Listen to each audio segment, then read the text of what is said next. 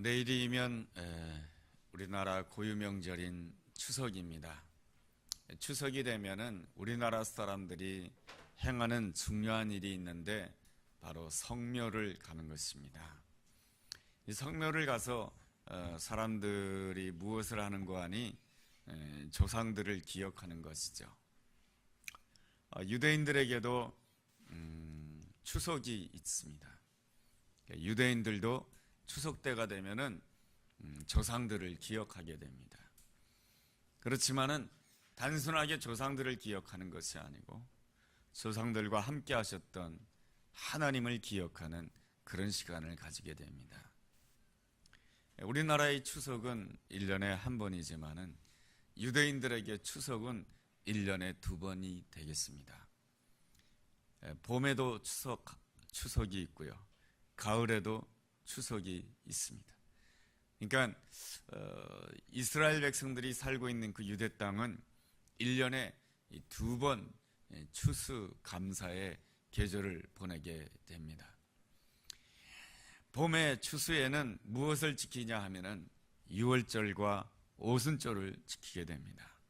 그리고 가을이 되면은 장막절을 지키게 됩니다.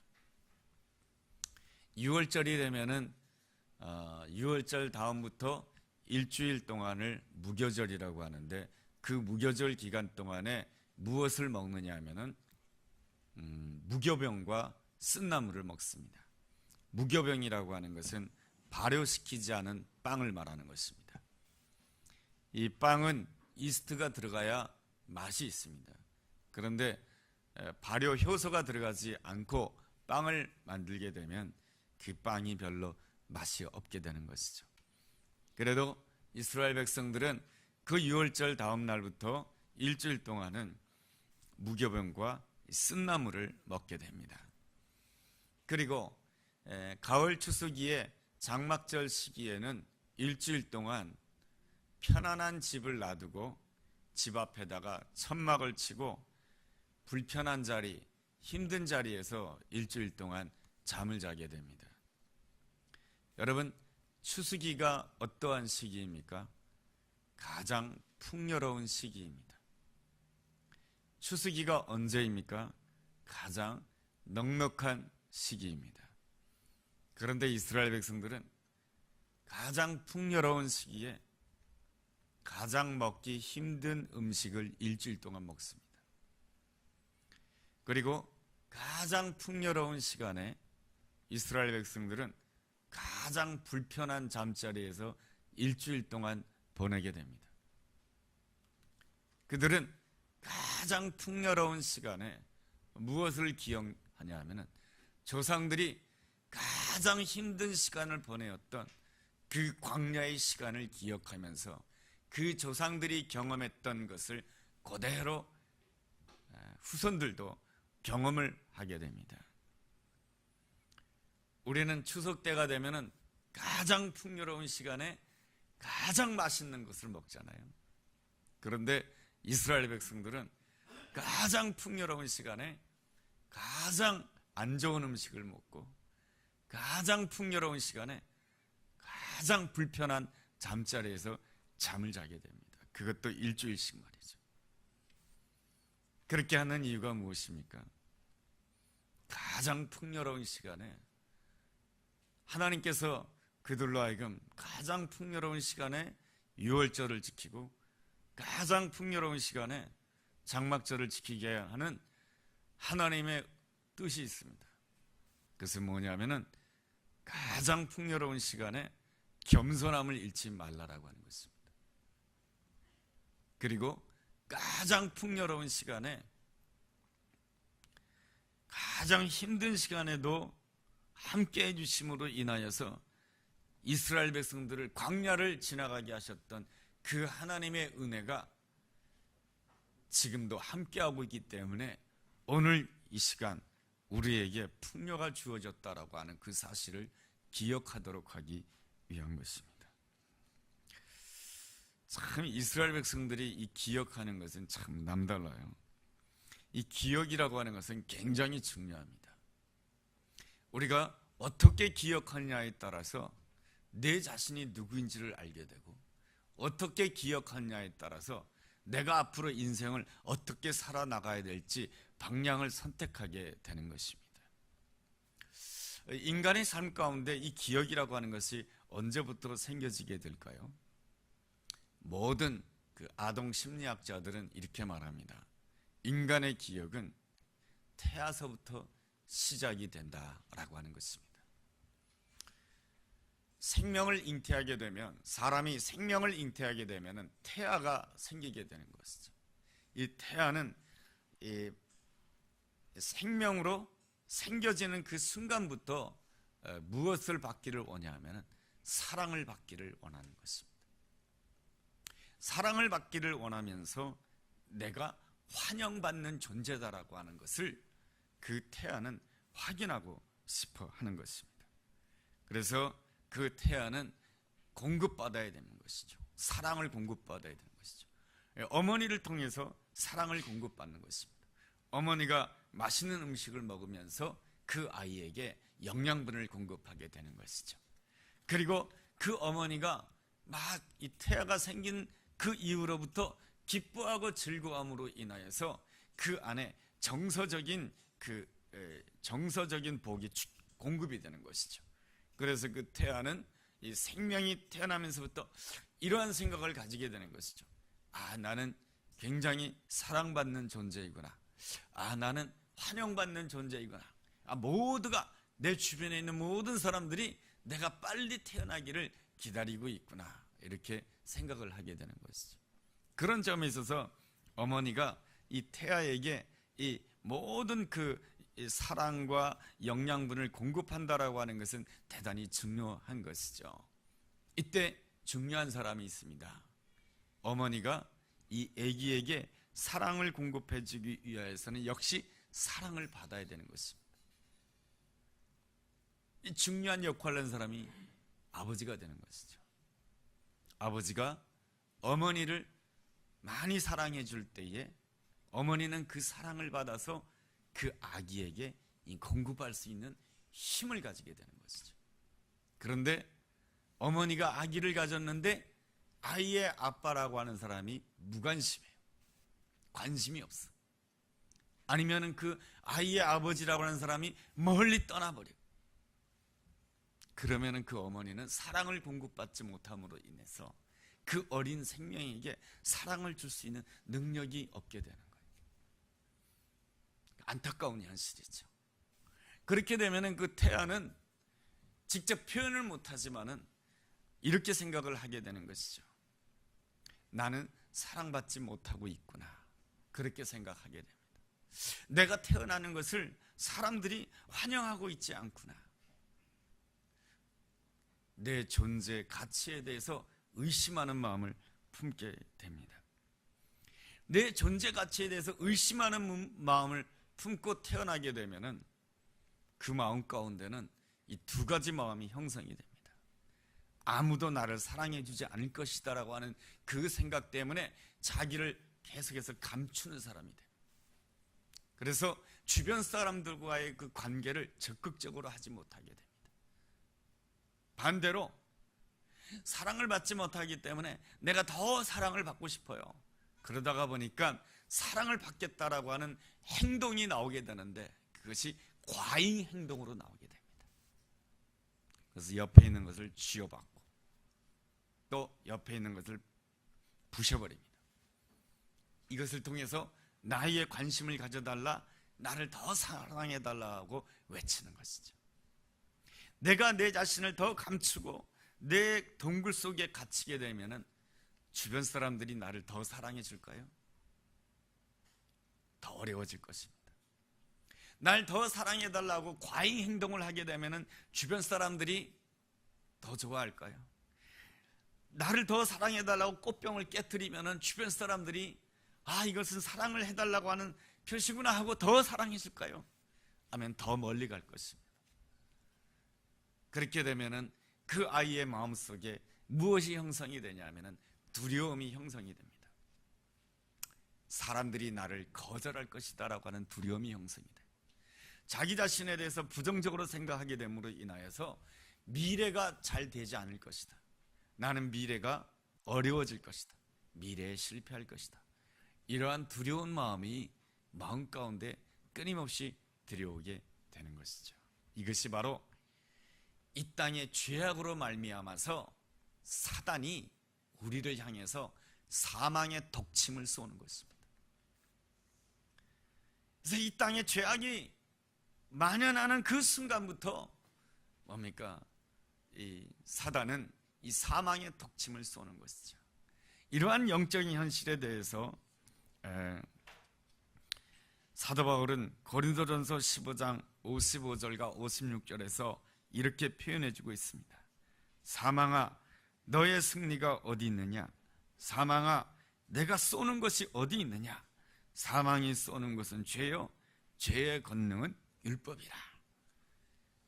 이것은 이 사도 바울이 이 고린도전서 15장의 말씀을 통하여서 사단이 끊임없이 우리를 향하여서 사랑받지 못하는 그 마음, 의심하는 그 마음을 통하여서 계속해서 사망의 독침을 쏜다라고 하는 것이죠. 계속해서 사망의 독침을 쏘므로 인하여서 사람은 어떤 마음을 가지게 되냐면은 아무도 나를 사랑하지 않을 것이며 아무도 나를 도와주지 않을 것이며 아무도 내 옆에 있어주지 않을 것이다 라고 하는 외로움을 가지게 됩니다. 이 외로움이 바로 인간 삶에 있어서 가장 무서운 병입니다. 모든 것을 다 내가 해야 된다라고 생각하는 것이죠. 이게 인간의 외로움입니다. 이 사람들은 이 외로움을 경험하고 싶지 않습니다. 그래서 항상 이 외로움 때문에 다른 것에 신경 쓰기를 원해요.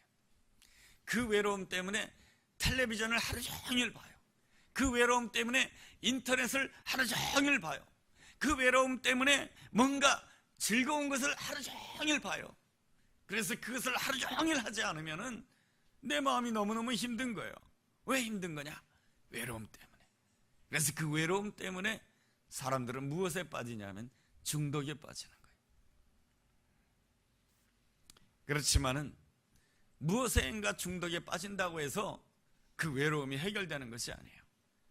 그 시간이 지나가면 텔레비전이 꺼지면 다시금 외로움이 오고요.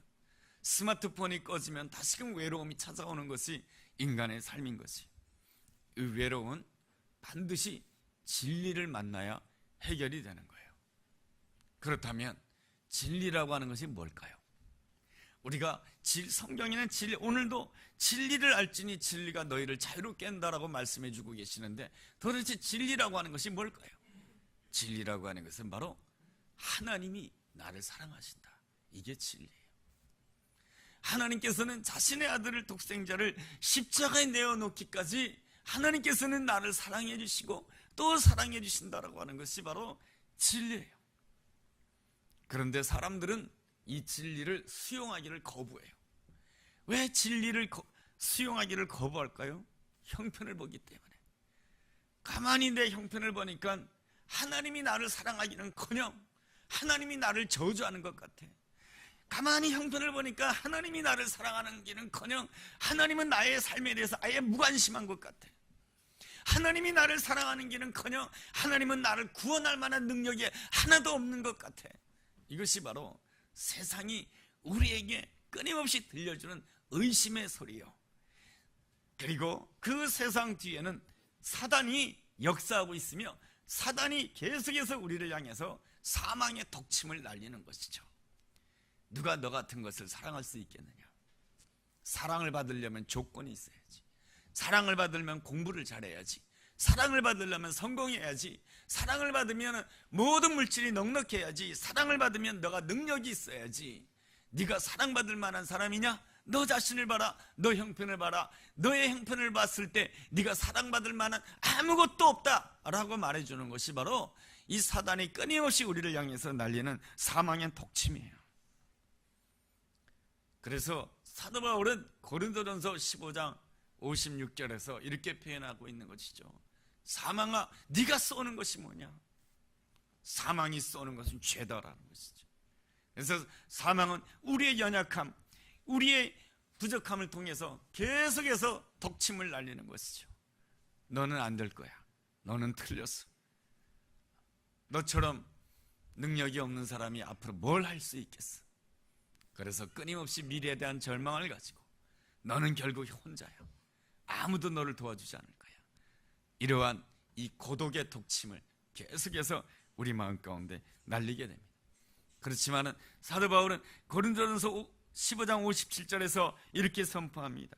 그러나 사망이 나를 향해서 계속해서 독침을 날리고 있지만 그러나 나는 하나님께 감사한다. 그리스도 예수로 말미암아 나에게 이김을 주시는 하나님께 감사한다라고 선포하고 있습니다.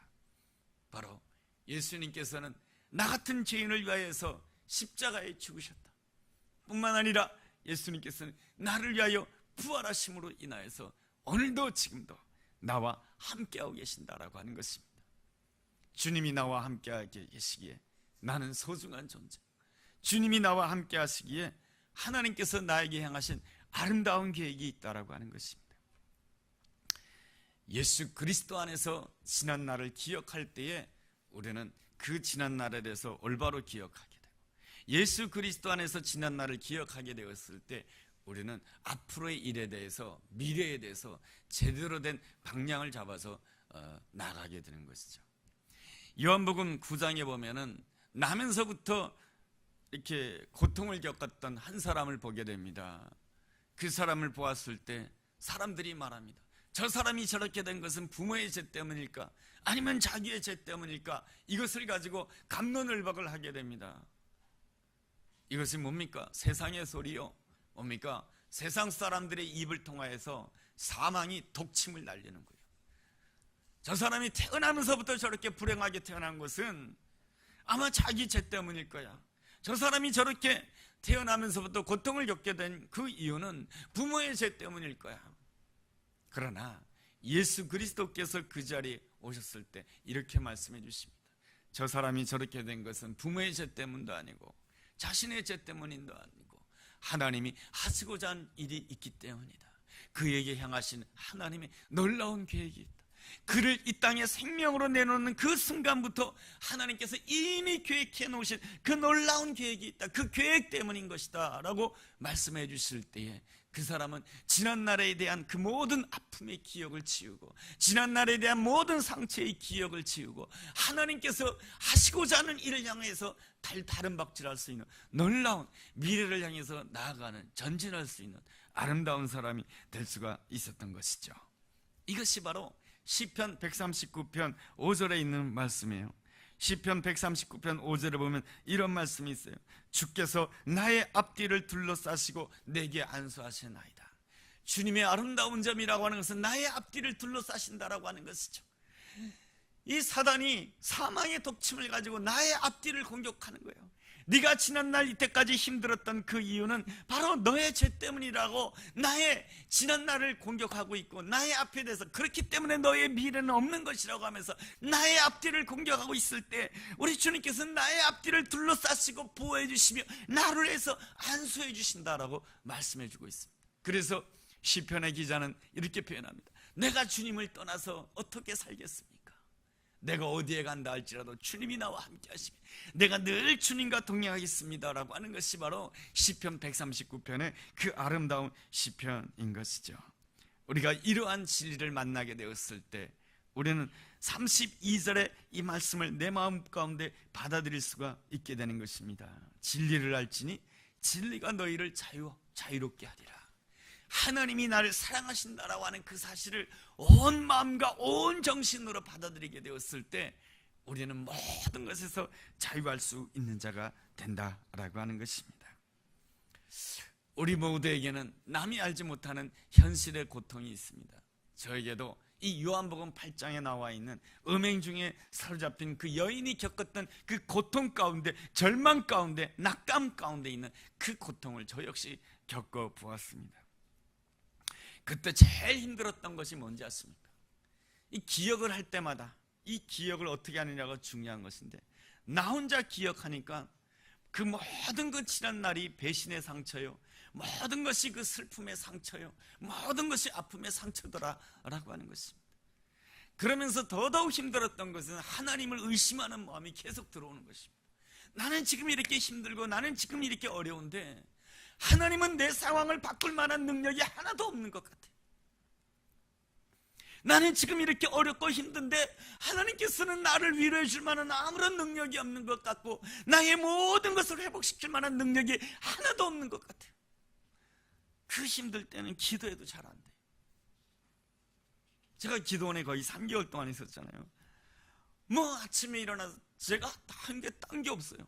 아침밥 먹고 기도하고, 점심밥 먹고 기도하고, 저녁밥 먹고 기도하고. 그래도 3끼는 다 먹었어요.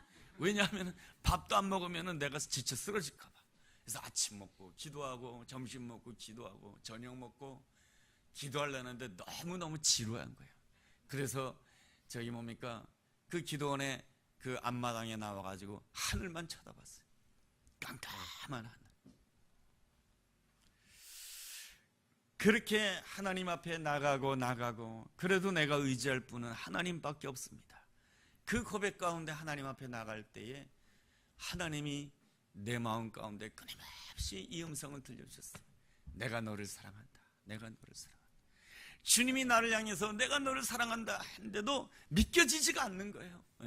믿음이 없어요. 내 마음속에는 의심만 가득해요. 하나님을 향해서 의심하는 거예요. 하나님이 날 도와줄 수 없다라고 의심하고, 하나님을 의심하니까 무엇도 의심하는지 아세요? 내 자신에 대해서도 의심하는 거예요. 내가 앞으로 잘할 수 있을까? 내가 앞으로 목회를 할 수 있을까? 내가 하나님의 말씀을 증거할 수 있는 사람이 될 수 있을까? 내 자신에 대해서 의심하게 되더라고요. 하나님을 의심하니까요, 나 자신도 의심하고요, 주변에 있는 모든 사람들 다 의심하게 돼요. 막 의심이 충만하게 돼요. 그래도 내가 믿을 분은 하나님밖에 없습니다.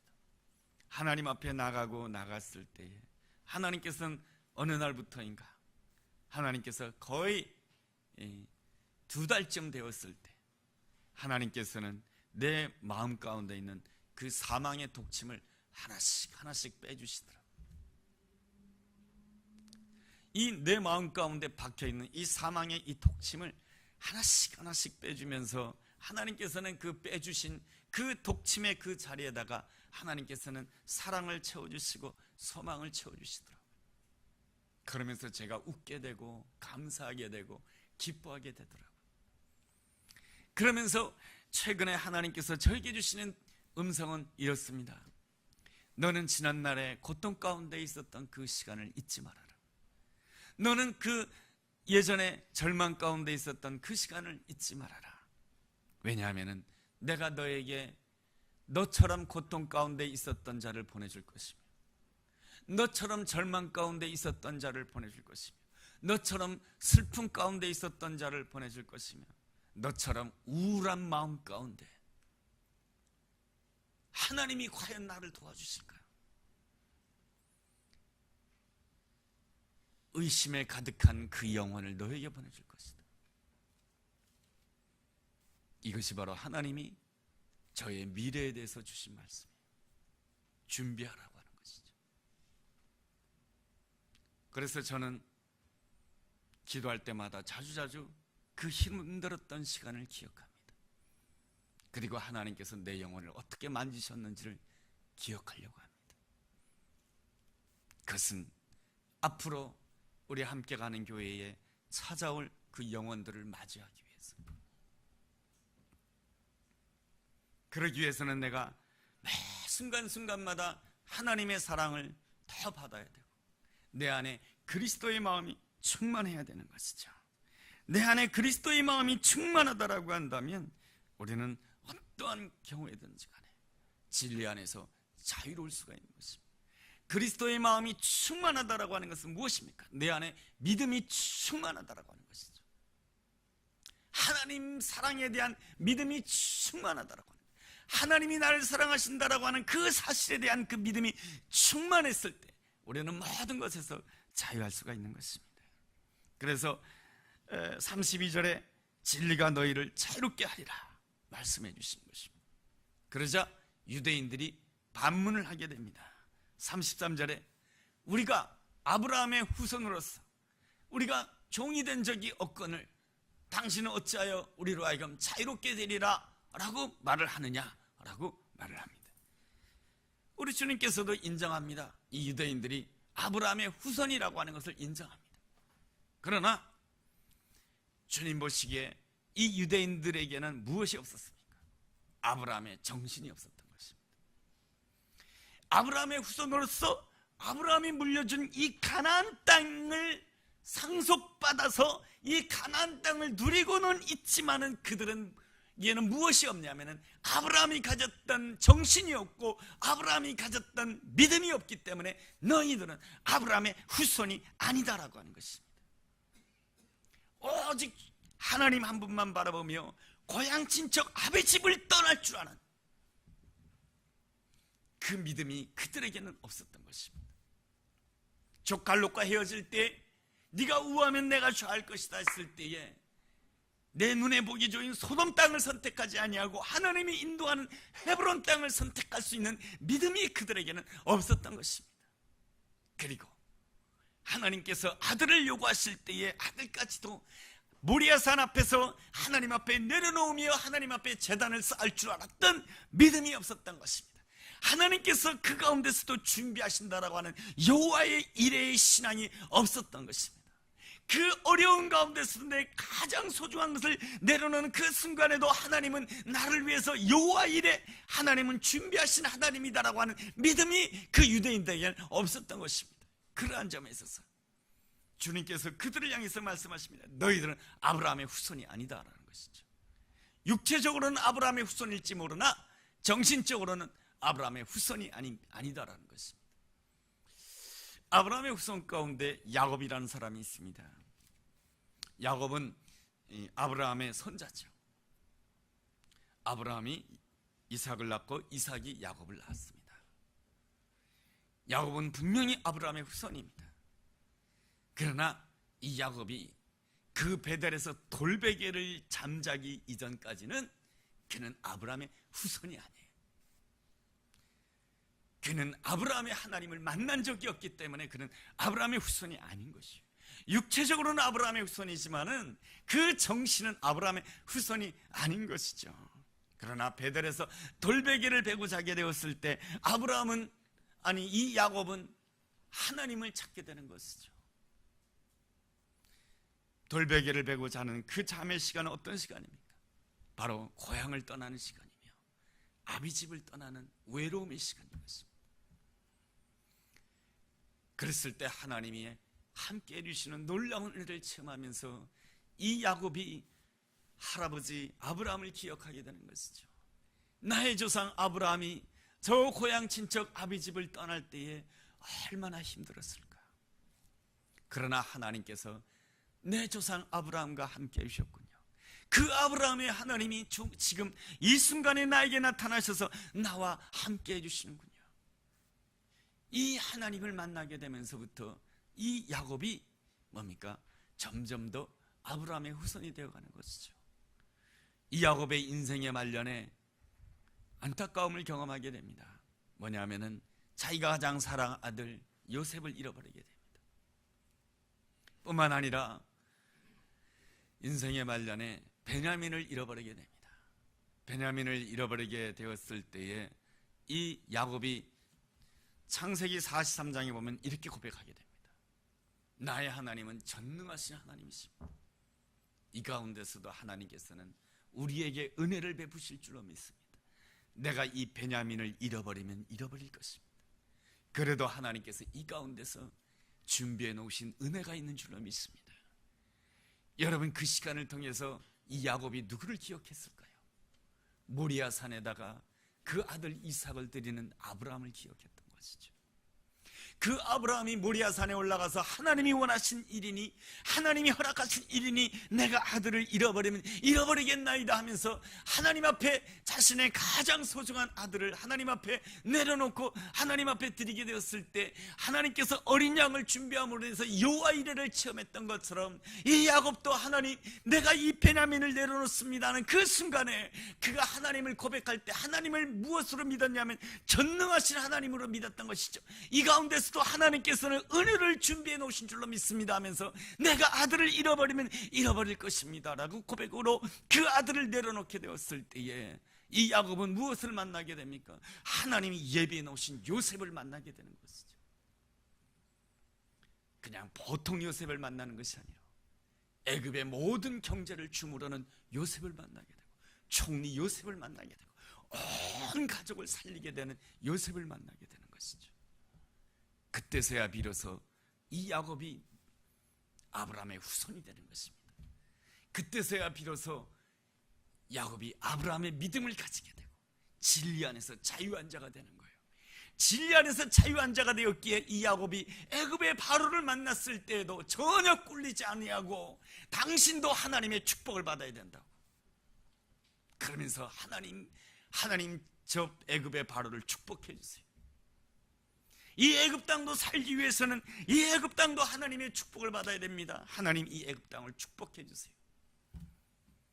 구걸하러 가는 자가 아니고 빌리러 가는 자가 아니고 하나님의 축복을 나눠주는 자로 이 야곱이 야곱으로 가는 것이 아니고 이스라엘이 되어가지고 하나님이 이기게 하는 인생이 되어서 애굽 땅으로 들어가는 그 당당한 모습, 진리 안에서 자유한 야곱 이스라엘의 모습. 그랬을 때 야곱은 진정한 아브라함의 후손이 되는 것이죠. 나는 진실로 아브라함의 후손입니까? 아브라함이 누렸던 그 어떤 외적인 축복만을 생각한다라고 한다면 나는 진실로 아브라함의 후손이 아닌 것이죠. 아브라함의 정신을 이어받아야 되는 것이고 아브라함의 믿음을 이어받아야 되는 것입니다. 내가 그리스도인이라고 한다면, 주님께서 나에게 주시는 그 축복만 생각한다라고 한다면 내가 진정한 그리스도인이 아닌 것이죠. 그리스도의 마음이 내 마음이 되어야 되고 그리스도의 정신이 나의 정신이 되어야 되는 것이죠. 그리스도의 성품이 나의 성품이 되어야 되는 것입니다. 그래서 성령의 열매를 성품이라고 하는 것이죠. 그리스도의 그 성품을 담고자 하는 그 마음을 가져야 되는 것입니다. 우리 예수님의 그 아름다움의 극치라고 하는 것은 십자가 앞에서 순종하셨다라고 하는 것입니다. 십자가는 예수님이 기대한 방법이 아니었습니다. 예수님은 이 땅에 오셔서 온 땅을 구원하시고자 하는 그 하나님의 구원의 계획을 알았지만 이 십자가를 지는 것은 예수님이 기대하는 바가 아니었습니다. 그러기에 예수님은 그 겟세마네 동산에서 피땀 흘리면서 하나님 앞에 기도했던 것이죠. 어떻게 하든 이 잔을 지나가게 해달라고 말이죠. 그러나 마지막에 순종하게 됩니다. 내 뜻대로 마옵시고 아버지 뜻대로 하옵소서. 내가 기대하는 방법이 아니고 내가 기대하는 상황이 아니고 내가 기대하는 형편이 아니었지만 내가 기대하지 않는 그 형편 가운데서 우리 예수님께서는 끝까지 순종했던 것이죠. 순종할 수 있었던 것은 하나님을 믿었던 것이죠. 하나님을 믿는 가운데서도 끊임없이 사단은 옆에서 무엇을 날리게 됩니까? 사망의 독침을 날리게 되는 것이죠. 네가 구원자냐? 그렇다라고 한다면 너 자신부터 구원해봐라. 너 자신이 십자가에 한번 내려와 봐라. 네가 과연 구원자냐? 네가 메시아냐? 네가 뭘 할 수 있느냐? 그 십자가에 매달려가지고 죽는 주제에 뭘 할 수 있느냐? 네 자신이 먼저 십자가에 내려와라. 너 자신부터 구원해라. 그러면서 끊임없이 뭡니까? 하나님 사랑에 대한 의심, 하나님의 계획에 대한 의심, 자기의 정체성에 대한 의심, 자신이 메시아라고 하는 그 사실에 대한 의심, 끊임없이 사단은 사망의 독침을 쏴대는 거예요. 그러나 예수 그리스도께서는 기대치 않는 그 모든 상황 속에서 사단이 끊임없이 사망의 독침을 날리는 그 상황 가운데서 오직 여호와 하나님 나의 아버지 내 영혼을 부탁합니다. 주님만을, 하나님만을 바라보았기에 순종하셨기에, 모든 것을 내려놓고 순종하셨기에 하나님께서 예배해 놓으신 부활의 영광에, 부활의 생명으로 나아갈 수 있는 줄로 믿습니다. 우리 삶에 내가 예기치 않고 내가 기대치 않는 상황이 벌어질 수 있어요. 내가 하나님을 위해서 충성한다고 했고 내가 하나님을 섬긴다고 했지만은 내게 주어진 형편이라고 하는 것은 내가 기대하는 것과는 전혀 다른 거예요. 내가 기대한 것이 이런 것이 아니었어요. 왜 하나님께서는 내가 기대한 것을 주지 않느냐 말이죠. 내가 하나님 앞에 충성하고 내가 하나님 앞에 기도하고 내가 하나님 앞에 부르짖었으면 내가 기대하는 걸 하나님이 주셔야지. 왜 내가 기대하는 대로 하나님이 역사하지 않는가 말이죠. 하나님은 나에게 더 놀라운 것을 주시고자 하는 것이에요. 그것은 바로 너는 이 마음을 품으라. 그것 그리스도 예수의 마음이니, 바로 네 안에 예수의 마음을 주려고 하는 것이다. 우리는 나의 기대치 않는 그 상황 속에서, 그리스도께서 기대치 않는 상황 속에서 십자가의 길을 묵묵히 순종한 것처럼 나 역시 내가 기대치 않는 그 길에서 묵묵하게 십자가를, 내 자신의 십자가를 지고 순종하게 되었을 때에 바로 그리스도의 마음을 담는 자가 되는 것이고, 그리스도의 정신을 담는 자가 되었을 때 우리는 진실로 그리스도인이 되는 거예요. 진실로 아브라함의 후손이 되는 거예요. 그래야 예수께서 십자가 이후에 부활의 영광에 참여한 것처럼 나 또한 부활의 영광에 참여하게 될 줄로 믿습니다. 그래야 하나님께서 내게 주신 그 사명을 이룰 수가 있어요. 하나님이 내게 주신 그 사명은 로마서 1장 17절에 나와 있는, 16절에 나와 있는 말씀이죠. 복음은 모든 믿는 자에게 구원을 주시는 하나님의 능력이라. 하나님은 저에게 이 복음을 전하라고 하는 것이죠. 하나님은 우리에게 이 복음을 전하라고 하는 것이죠. 모든 믿는 자에게 복음은 구원을 주시는 하나님의 능력이 된다라고 하는 이 사실. 내가 사망의 독침을 맞을 때는 항상 이런 생각이에요. 하나님은 이 상황 속에서 어찌할 수 없을 거예요. 내가 이렇게 힘든 상황에 있고 내가 이렇게 답답한 상황 가운데 있을 때 하나님도 어찌할 수 없을 거예요. 끊임없이 의심하고 끊임없이 불신하고 미래에 대해서 불안한 마음을 가지고 인생은 나 혼자 사는 거야. 외로움과 고독 속에 사로잡힌 인생. 하나님께서 그렇게 살기를 원하시는 것이 아니고 어떠한 상황 가운데서도 복음은 모든 믿는 자에게 구원을 주시는 하나님의 능력이 된다라고 하는 사실을 나만 아는 뿐만 아니라 내 옆에 있는 모든 사람들도 알도록 하기 위한 것이 하나님의 계획이고 하나님의 뜻이에요. 그래서 하나님이 저에게 주신 음성은 이거예요. 복음이 모든 믿는 자에게 구원을 주신 하나님의 능력이 된다라고 하는 이 말씀이 너의 삶 속에서 실제화가 되고 너와 함께하는, 함께 가는 교회 모든 식구들의 삶 속에 실제화가 되기를 원한다. 그래서 복음에 사로잡힌 인생, 예수님께 사로잡힌 인생이 되기를 원한다. 이것이 하나님이 저에게 주시는 꿈이요, 비전이요, 사명이요, 모든 것입니다. 기대치 않는 상황 속에서 낙심하지 마시고, 기대치 않는 상황 가운데서 내가 예수님을 바라보고 또 바라보며 내가 주님과 함께 십자가의 길을 가는 것입니다. 주님은 나에게 십자가만 주시는 분이 아니시고 순종하면 내가 생각지 못했던 여호와 이레 부활의 영광, 부활의 생명이 예비되어 있는 줄로 믿습니다. 그 부활의 생명이 나의 삶 가운데 임할 때에 어떤 역사가 일어나는가, 고린도서 15장은 우리에게 말씀해주고 있습니다. 그 생명이 사망을 다 삼키게 될 것이라고. 그 생명이 역사하게 되었을 때 사단은 계속해서 나에게 사망의 독침을 날리지만은 그 사망을 다 삼켜버리는 역사가 있게 될 것이라고. 우리 가정에는 나도 모르게 엄마가 아빠에게 사망의 독침을 쏘고, 아빠가 엄마에게 사망의 독침을 쏘고, 엄마가 자녀에게 사망의 독침을 쏘고, 자녀들이 부모에게 사망의 독침을 쏘고, 이웃과 이웃 간에 사망의 독침을 쏘게 되는데, 내 안에 부활의 생명이 역사하게 되면 그 생명이 그 사망을 전부 다 삼켜버린다라고 여러분 고린도전서 15장에 말씀해주고 있습니다. 이것이 바로 배에서 생수의 강이 흐르는 놀라운 은혜요 축복인 줄로 믿습니다. 여러분 이것을 위해서 여러분 기도해야 되지 않겠습니까? 이것을 위해서 성령 충만함을 사모해야 되지 않겠습니까? 저는 이 말씀을 준비하면서 주님 그러고 싶습니다. 내가 생명이 충만한 자가 되기 원합니다. 부활 생명이 충만한 자가 되기 원합니다. 그러려면 기대치 않는 상황 속에서 자기 자신의 십자가를 지고 순종해야 돼요. 그러면 우리 하나님께서 내 안에 부활 생명이 날마다 역사하도록 인도해 줄 줄로 믿습니다. 여러분 그런 은혜가 우리 함께 가는 교회 식구 가운데 늘 함께 하기를 원합니다. 이 시간에 우리 함께 기도했으면 좋겠습니다.